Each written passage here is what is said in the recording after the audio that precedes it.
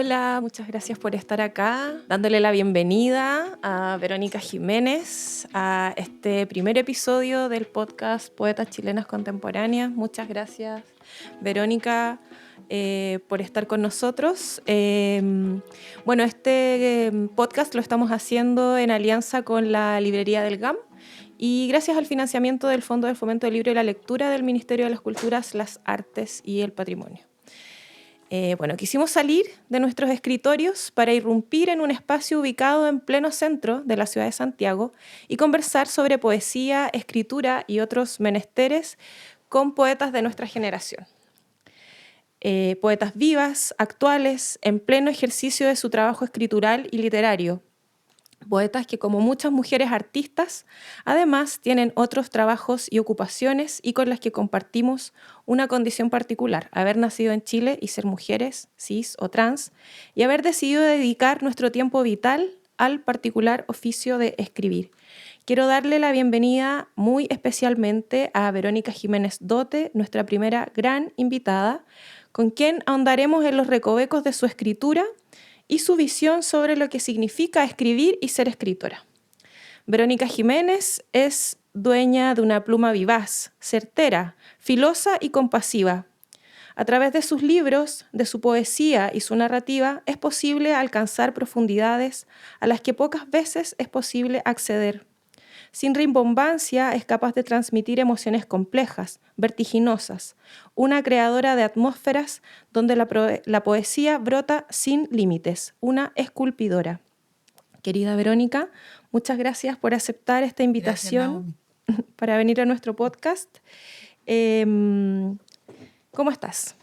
Muy bien. Muy Muchas bien. gracias a ti por invitarme y gracias a los que están aquí presentes, a los amigos de la Biblioteca Pedro Lemebel, que entiendo tienen un taller. Sí, estamos acá con amigos y amigas del taller literario de la Biblioteca Pedro Lemebel de Recoleta. Bueno, voy a presentar formalmente a Verónica un poco de su trabajo. Verónica en 1999 publica su primer libro, Islas Flotantes. Su segundo poemario, titulado Palabras hexagonales, fue publicado en 2002 y obtuvo la mención honorífica en el concurso Premio de Literatura de la Municipalidad de Santiago. El 2011 publicó Nada tiene que ver el amor con el amor. Este libro fue traducido al italiano por Sabrina Foccini y fue publicado en 2014 por Raffaelli Editore en Italia. Verónica Jiménez ha escrito numerosos artículos sobre literatura, así como una variedad de ensayos sobre poesía popular chilena. Uno de ellos, titulado Cantores que reflexionan, Cultura y Poesía Popular en Chile, y fue nombrado Mejor Ensayo Inédito en el 2012 por el Consejo Nacional de la Cultura y las Artes. Vero, sabemos que esto es solamente una pequeña parte de todo tu trabajo como escritora, sin mencionar además tu trabajo como editora. Es lo identificable, digamos, lo que logra cuajar y de alguna forma traducirse a un libro o a un poema. Más allá de esto, de lo legible y de lo identificable, ¿dónde y cómo reconoces tu trabajo como escritora? ¿Qué es para ti ser esencialmente poeta? Bueno, a ver, a mí me cuesta teorizar acerca de mi trabajo. Yo creo que como probablemente le cuesta a todos los que escriben. Generalmente uno tiene más incertezas que certidumbre, a no ser que haya concebido su carrera literaria, en primer lugar como una carrera y en segundo lugar como algo planificado. La escritura se va dando en el tiempo y se va definiendo, yo creo, de a poco. Y hay hay un impulso que permanece siempre y que en mi caso se ha ido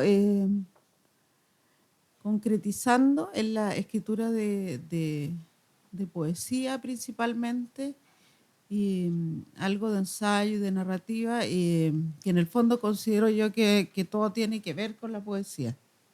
La poesía es como el centro de donde yo me ubico, de alguna forma. Ujú.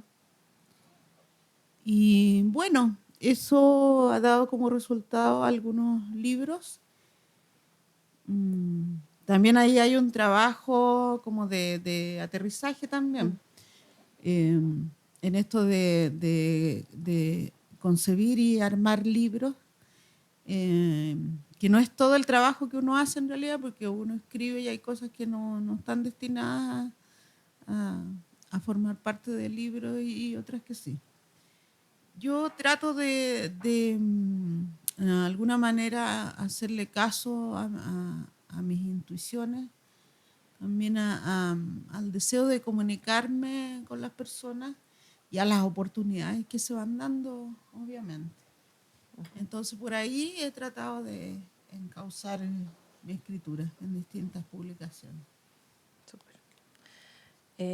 Bueno, yo estuve leyendo, investigando y buscando cosas tuyas por ahí en el internet, bueno, además de leer tus libros, y llegué a una publicación antigua de la Universidad de Chile, cuando, bueno, recién habías participado en unas antologías, en Códice y en la revista Licantropía, ambas editadas por el grupo Códice de la Facultad de Filosofía y Humanidades de la Universidad de Chile, grupo en el que participabas activamente, y donde estudiaste además licenciatura en Humanidades con mención en lengua, y te titulaste con una tesis de César Vallejo. Y bueno, en esta reseña decía, y actualmente estudia periodismo en la Universidad de Chile. Porque había que trabajar en algo. Y tiene a su haber un poemario inédito titulado Islas Flotantes. Bueno, según esto, entre 1992 y 93 publicaste tus primeros poemas, ¿o no? Hace más o menos 30 años. ¿Cómo recuerdas esos tiempos? ¿Cómo ves tu proceso desde estas primeras publicaciones y esta también doble carrera que estudiaste? Bueno, fueron momentos de mucha timidez y de mucho miedo y de mucha incertidumbre, porque siempre he sido una persona solitaria y por otro lado me dejo guiar más por la intuición que por certeza, que en esa etapa no llegaban. Entonces era como, claro, la posibilidad de participar en ese taller Códice me abrió a la comunicación con otras personas que escribían, entonces por ahí pude publicar los primeros textos, pero todavía con harta incerteza. En esos espacios de talleres, y tal vez ustedes lo saben, siempre se espera que las personas tengan como definiciones acerca de algo, de un concepto de la poesía, de la literatura.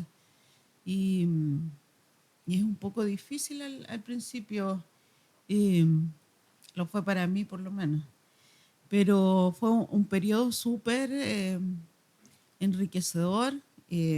Estuve con personas, poetas que admiro hasta el día de hoy y que todavía son mis amigos, que de alguna forma también son referentes en cuanto a lo literario.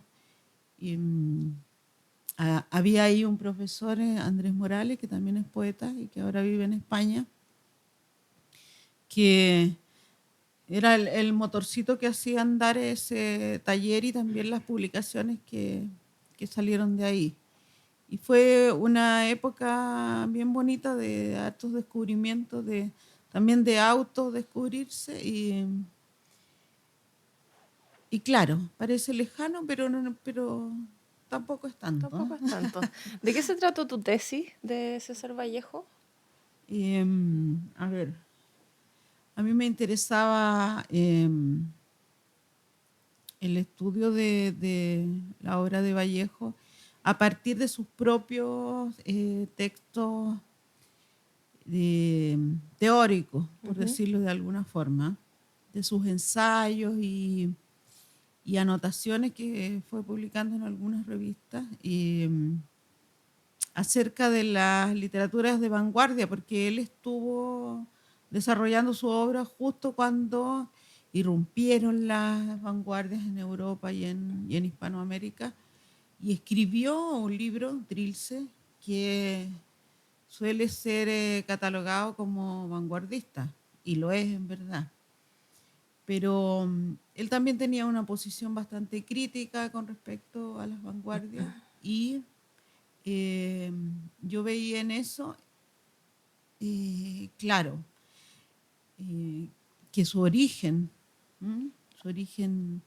peruano, indígena también, tenía que ver mucho en esta posición crítica que él tenía. Entonces,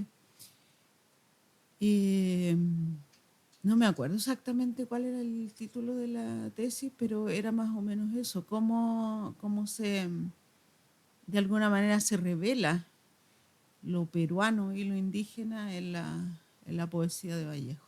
Súper. Debe estar por ahí, Sí. en los archivos de la Universidad de Chile. Bueno, me acuerdo que cuando nosotros recibimos la noticia de que nos habíamos adjudicado el fondo para hacer este podcast, justo tú publicaste una cosa que a mí me pareció como muy, muy precisa y muy certera, que tenía que ver con que hay de alguna forma como un boom, ¿no? De cosas de mujeres y poesía. Y a mí me pareció interesante conversarlo contigo como justamente en el primer capítulo de este podcast, que si bien tiene una mirada, o sea, participan poetas y tiene que ver con la poesía, siento que, bueno, en este caso no va un poco por ahí, pero me gustaría que desarrollemos un poquito esa crítica que tiene que ver con la categoría mujer dentro de la poesía y de la literatura actual. Y con el ítem mujer. Con el ítem mujer. En los concursos, o sea, en los fondos concursables.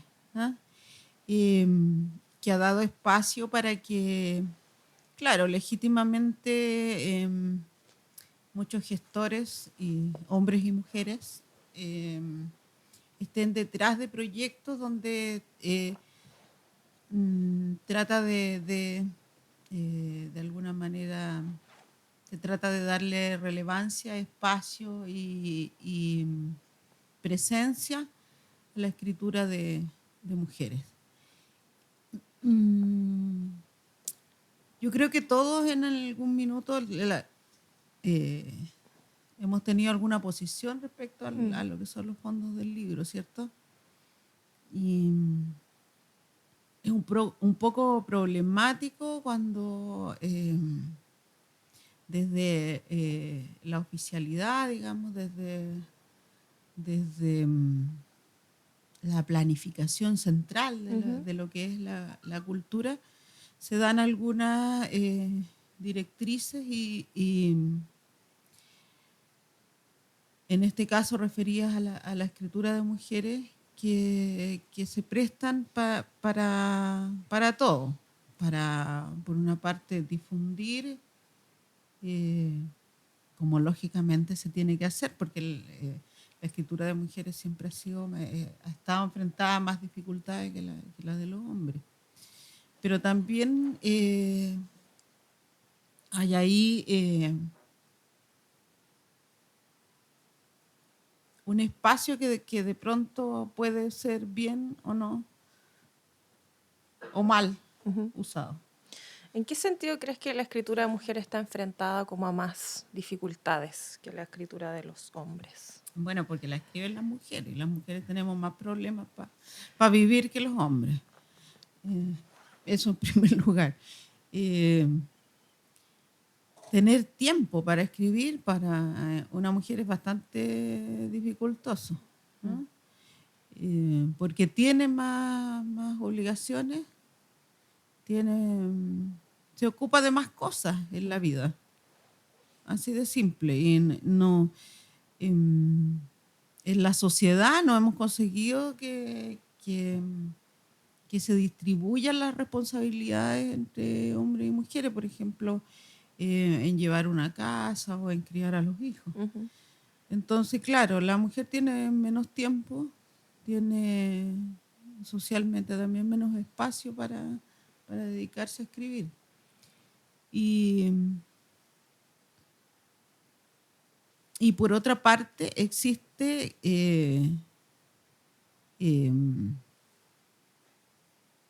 una literatura así como súper ya establecida, ¿eh?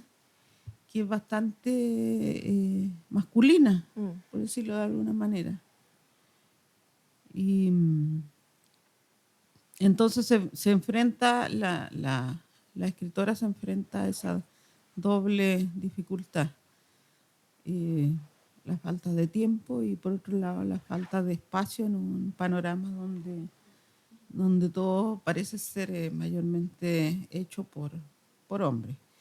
Y eso se nota en la poesía particularmente, ¿no? Porque en narrativa parece que suele haber un fenómeno que es como un poco distinto. Hay más presencia y más espacio para las mujeres. En ese sentido, ¿cuál crees tú que es justamente como la relevancia de escribir desde esa posición, de escribir poesía, más que nada? Bueno, escribir poesía es casi algo inevitable para quien siente que tiene que escribir. Lo otro ya es poder dedicarse a la escritura y poder publicar. Es más fácil, tal vez, en la actualidad, habiendo más oportunidades de participar en talleres, por ejemplo, o tener acceso a estos fondos concursables.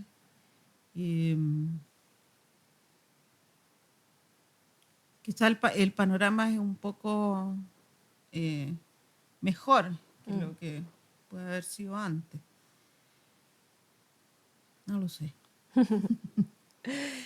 En una entrevista que te hizo Nicolás Meneses, en un sitio que se llama Lo que leímos, una entrevista súper buena, que se titula Toda poesía escribe contra la muerte y es también una forma de iluminar lo que sobrevive. Bueno, ahí responde de manera rotunda sobre varios asuntos, pero hay uno que me gustaría destacar particularmente, que dice, no tengo ninguna rutina para escribir. Tampoco me siento escritora cuando no estoy escribiendo o corrigiendo mis textos.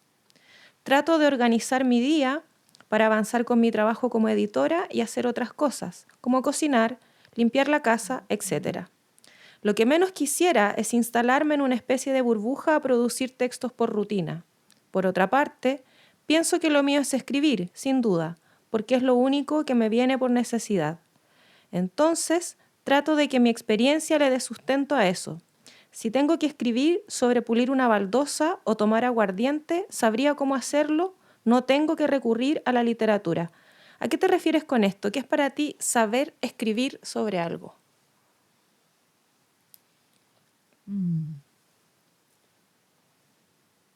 Qué difícil lo que dije. Bueno, tiene que ver con la experiencia. Yo me fío más de la experiencia de vida que de la técnica, por ejemplo, a la hora de escribir. Hay una relación entre vida y escritura que es más o menos obvia, de la que se han ocupado algunos escritores. Particularmente recuerdo ahora, por ejemplo, a Adrienne Rich, una poeta norteamericana, que escribió sobre eso. Y Vallejo justamente escribía también sobre eso, sobre la relación entre la vida y la literatura. ¿Es posible hacer literatura alejado de la vida? Yo creo que no, es prácticamente imposible. Pero sí Y sería posible hacer literatura alejado de los libros. de hecho se hace y se ha hecho desde el inicio. Los primeros poetas no tenían libros, no tenían referentes escritos, ¿ah? En los que apoyarse o con los que discutir. La poesía tiene un origen oral y también de comunicación con las demás personas.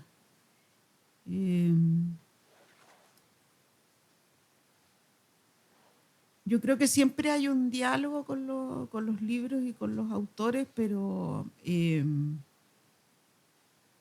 a mí me interesa poder desarrollar una escritura que no sea libresca, que no sea simplemente comentario de lo que uno puede encontrar en los libros.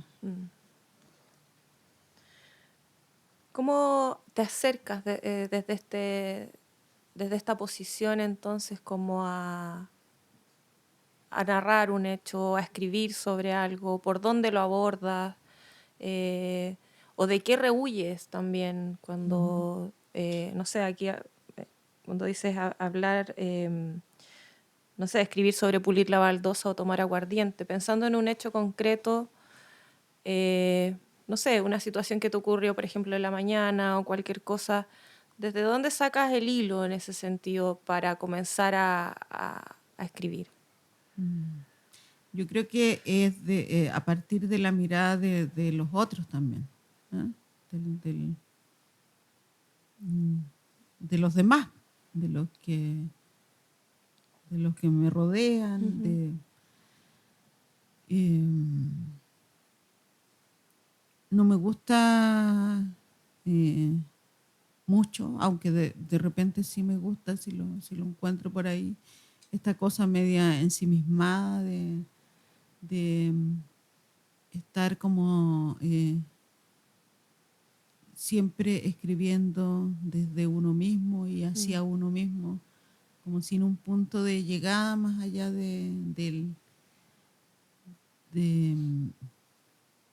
propio poeta. ¿Ah? A mí me gusta comunicar y me gusta también de alguna manera sentir que lo que yo escribo puede resonar en las demás personas de alguna forma.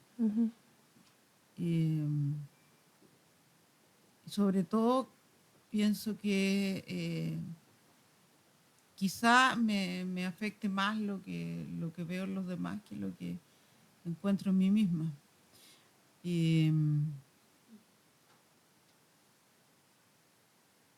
Y eso va desde las experiencias de los demás hasta las voces de los demás. ¿Ah? A mí me gusta incorporar voces de los otros en mis textos. No soy yo la que habla en lo que escribo, generalmente. Hay una idea también bien interesante que aparece también en un texto que me imagino que es tuyo porque está firmado por Verónica Jiménez y la escritura se parece a la tuya, no creo que hayan dos Verónica Jiménez que escriben tan parecido, que hablas de los negros literarios en la Universidad Diego Portales, ¿o no eres tú? Ah, sí. ¿Sí? Sí, Ya. sí. Un Ya, texto qué que bueno. escribí hace tiempo. Bueno, porque ahí hay una idea súper divertida, bueno, no sé si divertida, pero interesante, que dice, que habla de la diferencia entre escribir ser autor de un libro y ser escritor, ¿no? Con esta figura, ¿no?, que existe dentro del mundo de la literatura de los escritores fantasmas, ¿no? Que escriben para otras personas. Entonces, bueno, me gustaría conversar un poco contigo de eso, de cuál es la diferencia para ti, ¿no? De ser autor de un libro y ser escritor. Que no es lo mismo, ¿no? Claro. Bueno, hay que pensar en primer lugar que en esto del mundo del libro, hay un espacio que es propiamente literario y hay otro que está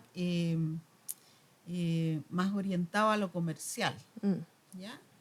Y en ese espacio que está orientado a lo comercial, a la producción del libro, más que el desarrollo de una escritura, se da este fenómeno de que hay escritores fantasmas. Entonces hay autores específicamente de esta literatura comercial que reciben estas ayudas de personas que de alguna forma les escriben los libros. Claro. Un fenómeno que existe y que, bueno, yo escribí acerca de eso porque me lo pidieron esa vez, me pidieron ese artículo. Es un texto súper bueno, entre paréntesis, porque parte como en una especie de ensayo reflexionando sobre esto, pero después transita como hacia un texto más personal, incluso confesional, como desde alguien que le haya tocado hacer ese trabajo. ¿A ti te tocó hacer ese trabajo alguna vez? Sí. ¿Sí? De ser escritora para otra persona. ¿Y qué tal? Sí, es divertido, pues uno se... Es un engaño, pero un engaño que tiene como sus reglas y todo, claro, no. Pero es más bien una anécdota. Ya. Vamos a compartir todas estas referencias que estoy nombrando después en el capítulo de cuando publiquemos el episodio de Verónica Jiménez para que puedan leer estos textos. Pasando a un tema un poco más denso, un poco más serio, quisiera referirme a tu serie de poemas Crucificados en la pared. Una serie de 7 poemas que se publican en un volumen que se llama Memoria Poética, Reescrituras de la Araucana, y que luego incorporas en ese libro que tienes ahí que se llama Nada tiene que ver el amor con el amor. Bueno, en este libro se presentan diferentes testimonios de comuneros mapuches perseguidos por el Estado chileno, tanto en dictadura como en democracia. Y en estos poemas hay un gesto muy interesante que es escribir en las notas al pie de dónde proceden estos testimonios. Entonces, aquí hay una operación de alguna forma documental y política. ¿Por qué decides hacer este gesto y cómo abordas lo político dentro de tu escritura? A ver, sí, a mí me invitaron a participar en ese taller y pensé en ese momento que tenía varias alternativas. Se trataba de hacer un ejercicio de reescritura del poema La Araucana, ¿cierto? Entonces, claro, podía pensarse de esa manera, como simplemente reescribir algunas partes de ese poema o hacer una extensión desde lo que aparece en el poema hacia la situación actual del pueblo mapuche, que me pareció más interesante, pero por otro lado, para que como ejercicio también de honestidad, pensé que hacer un trabajo documental sería mejor a poner yo como mi voz y mi parecer acerca de este tema. Y por ahí empecé a trabajar, empecé a trabajarlo de esa manera.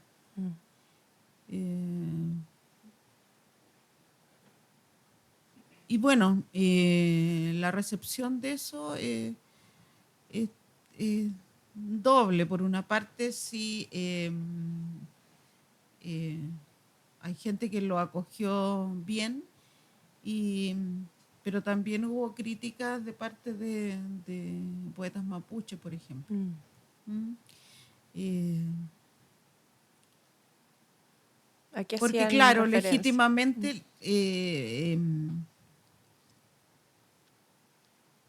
piensan ellos que para escribir ese tipo de texto hay que ser mapuche. Pero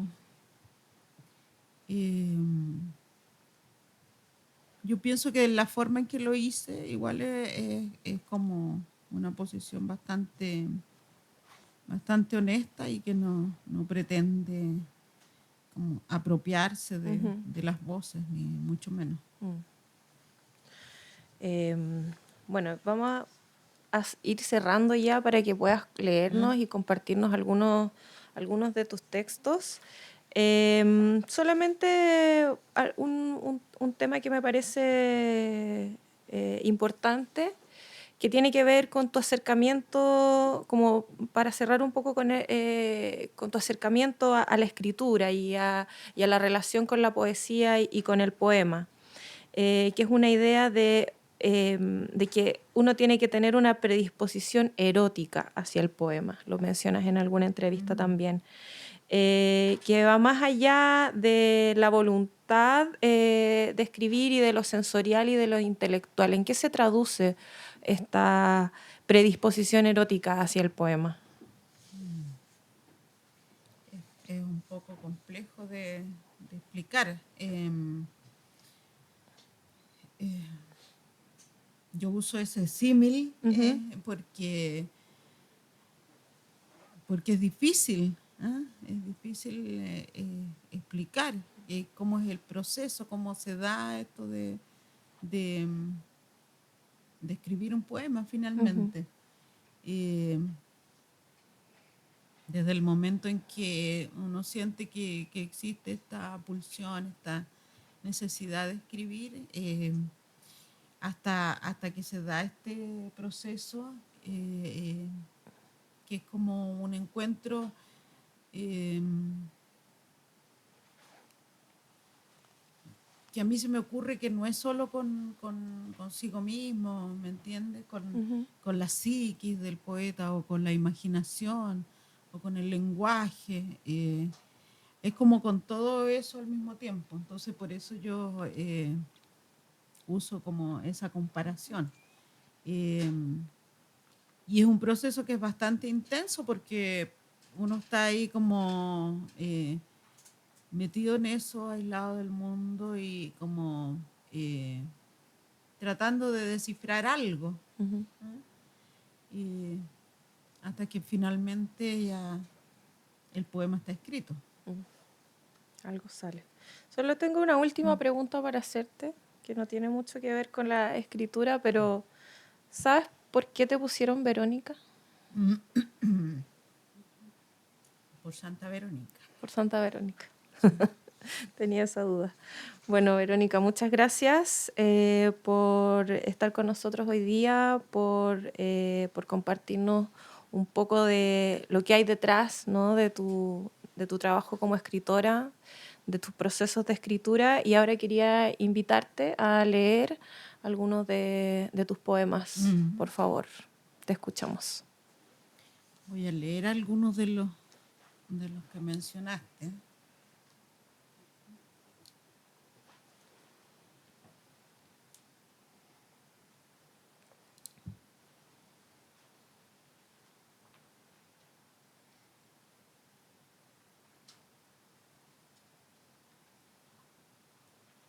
Por ejemplo, de esto de la reescritura de la Araucana, de ese libro, este conjunto de poemas crucificados en la pared. Es importante mencionar que estos poemas están dispuestos como unos caligramas en forma de cruz. Entonces tiene un trabajo visual también y de forma que es importante mencionar. Claro, bueno, porque la cruz es el símbolo que representa el sometimiento, ¿cierto?, de la cultura hispana por sobre las culturas indígenas. Y este se llama Praderas de Cholchol.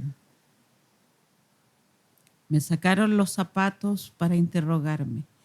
Me sacaron al patio descalzo entre tres y me tenían en un rincón y me decían que yo había quemado. Yo les decía no y les decía algo y me decían estás puramente mintiendo y me volvían a meter en el calabozo. Después me iban a buscar a través y me llevaban a otro rincón del patio, me torcían los brazos y me decían que cooperara con la justicia. Luego me volvían a meter en el calabozo, me sacaban fotos, me filmaban. Después me sacaron otra vez y me encerraron en el baño que estaba cerca del calabozo. Ahí quedé con uno solo, me empezó a palmetear en la cara. Eran como 6 o 10 personas que me tenían castigándome. Venían unos después de otros y así me encerraron como 3 veces en el baño. Era un baño chico y una vez trajeron como una maquinita. No sé bien lo que era, pero tenía unos cables y me la mostraban. Y me dijeron, ¿usted sabe lo que es esto? Yo tenía mucho miedo. Tiritaba, me decían que hablara o me iba a fundir en la cárcel y mi familia la iba a pasar muy mal. Corre peligro, me decía uno. Yo vivo con mi mamá y papá. Ellos son personas mayores. Mi mamá está enferma. Me decía que iban saliendo a mi casa y que iban a amarrar a mi mamá. La iban a esposar y a mi papá igual. Después me llevaron nuevamente a otra esquina del patio y uno alto me puso un rodillazo en el estómago. Yo no aguantaba más. Después llegó un crespo de pelo largo que parecía como periodista porque andaba con cámara y me dijo que hiciéramos un trato, que no me iba a pasar nada si nombraba a 2 o 3 personas.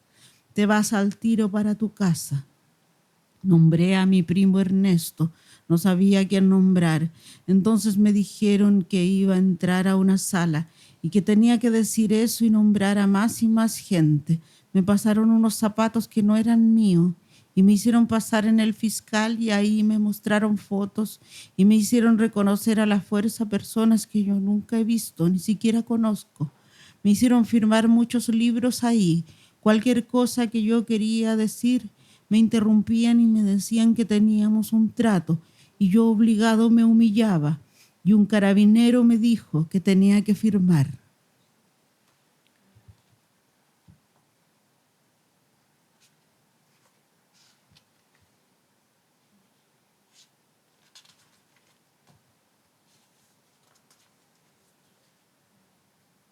Ahí estaba buscando la nota, la referencia y no está acá. Bueno, el testimonio de un prisionero mapuche.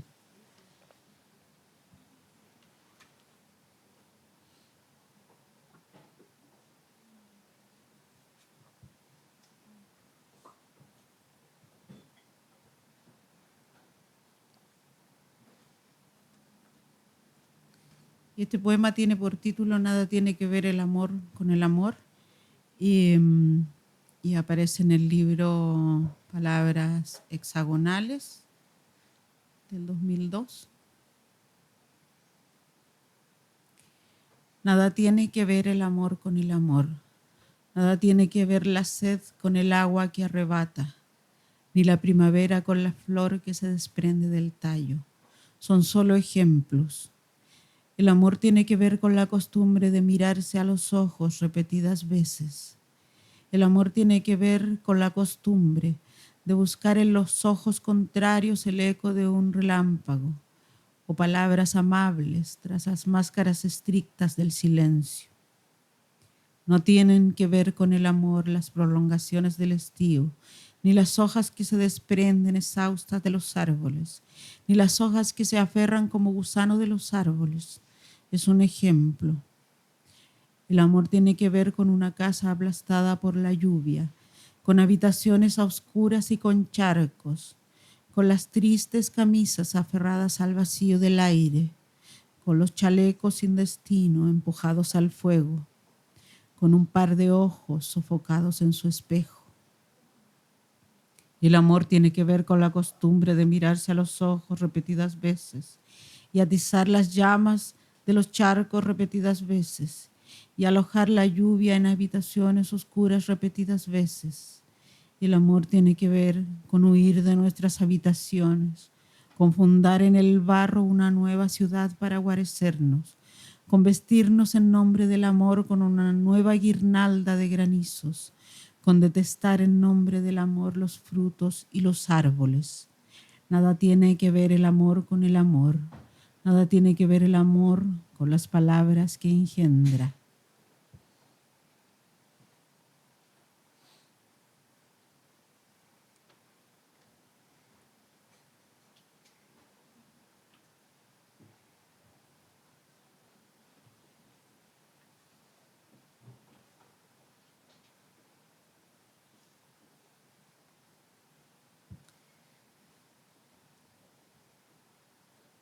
Este se llama Marina llega con la lluvia. Y bueno, y lo escribí yo cuando nació mi hija, Marina. Estremecida junto a ti como en un sueño, no olvido ni recuerdo. Canta el invierno y yo aparto de las otras palabras recién nacidas, las que arrojamos bajo el arco del dolor, por donde las dos pasamos temblando, las que tejían tus alas para que ordenases con tu vuelo el barro circundante, la soledad caótica que desampara. La noche es una lámpara y vierte en un soplo el aceite de los adioses. En mi sueño pluvial gritan las sombras, los hitos implacables del porvenir vienen y van como comparsas, como tibias tempestades en un mar sin sal, pirámides del llanto. No recuerdo ni olvido. Enhebro la aguja convulsa que me descose de tu cuerpo para que te recoja la tersa transhumancia del día. Espéranos en tu orilla, lluvia que está en la lluvia. Míranos cómo estamos, ve cómo caemos en esto, una permanente presa del tiempo, esto que es la vida. Tú avanzas entre algodones, crees ver el sol y de pronto te sorprende una paletada de aire y este vacío, amoblado con instrumentos de tortura. Tu sangre se desprende de un círculo para entrar en otro, como en un abismo intenso y palpitante. Tú avanzas mientras el tiempo retrocede y la génesis del candor se retira de la estría. Pájaro de fuego, libéranos de tus raíces frenéticas. Tus manos se aferran a una esquina de la sábana, a una punta del destino. La lluvia franquea el remanso de mi sueño, arrastra la corriente de otros días y canta, blanqueando el pozo negro de la tarde. Yo sueño con una niña enredada en el aire. La lluvia canta en el corazón de la semilla, escarba la tierra y arranca raíces, palabras recién venidas. Hija de la lluvia, detente dentro de mis ojos, examina el fuego, tus visiones como llamas colman mi sueño. Un sol de raíces doradas sube por tu espalda. Mi mano se vacía sobre tu cuerpo, quiere cobijarte. Niña que vienes de lo pleno a lo que te falta. Antes de ti vino mi madre a tenderse en mi costado. Su cuerpo encendió en mi sangre una hoguera de premoniciones. Mi madre se alojaba en mí. Yo era su isla. Hasta mí llegaba un mar adormecido, pero mis pies ardían. Yo estaba colmada de mi madre. Duplicaba sus caminos. Me arrastraba como una sombra por sus orillas. Ella extendía sus ojos hacia mí y en una visión de fuegos fugaces te recostabas tú también, reunida, sabia de nuestras miradas.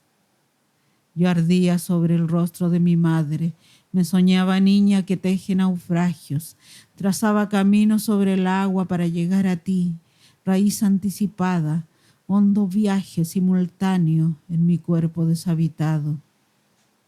Ahora mi madre se vierte nuevamente en mí, yo soy su fragua, Abrazo lentas pupilas que se reúnen en una luz que arde. Yo sueño con una niña enredada en el aire. Esto no es un poema. Tú avanzas en un mar de aguas revueltas. La lámpara se voltea nuevamente y el fuego se derrama. Tus ojos, tan aptos para mirar dentro de mí, encienden fogatas lejanas. El fuego define contornos de agua. Gotas se desgranan en un fondo, de columnas que se abren como brazos en un cielo ornamental, vacío. Yo busco palabras hexagonales. Un prisma se abre sobre la página. Falta quien escriba los pasos restantes. Tus manos, adormecidas sobre mi pecho, abren y cierran mis libros. El centinela de nuestro sueño es un dormido.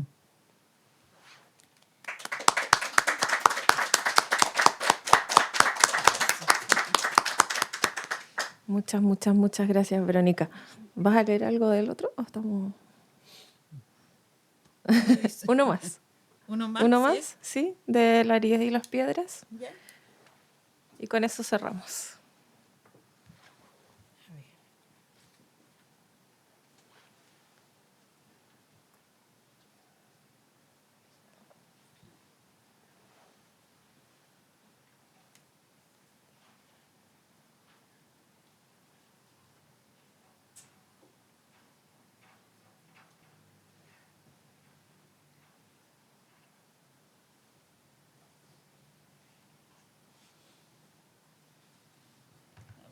Voy a leer el primero de La herida y las piedras. La muerte es el país que amabas. Mi abuelo esculpía lápidas en el fondo de la casa. Como si atravesara la sombra de un espejo, entraba serio y callado en la antesala de la muerte, premunido de un punzón con el que abría tajos sobre piedras y granitos. De la primera herida extraía el nombre del difunto, de entre una multitud de rostros extraviados. De la segunda sacaba una astilla de luz que guiaba sus manos para componer el sagrado corazón o el martirio, cuyas visiones apaciguan el luto. Los grandes dedos de mi abuelo, entrenados en la delicadeza de los símbolos pequeños, revelaban la forma de espinas, aureolas o párpados suplicantes, latentes desde siempre en la materia. Su padre, un inmigrante que jamás habló de su patria, le había enseñado a labrar la piedra y a revocar sepulcros.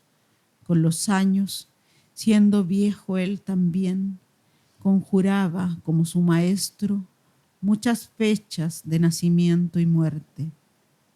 No alcanzó a tallar sobre la tumba de su padre la inscripción que diría: la muerte es el país que amabas. Nunca imaginó la suya. Tan solo 2 años quedaron grabados en su nicho: 1921, 1982. Esos fueron los límites de su eternidad. Bueno, ahora sí. Muchas gracias, Verónica. Gracias. Muchas gracias a todos, a los amigos y amigas del taller literario de la Biblioteca Pedro Lemebel, y a todo nuestro equipo técnico y, por supuesto, a la librería del GAM por acogernos en este primer episodio de Poetas Chilenas Contemporáneas. Y nos vemos para la próxima grabación, que va a ser acá mismo, con Daniela Catrileo. Muchas gracias, Vero. Gracias Naomi, gracias a todos ustedes.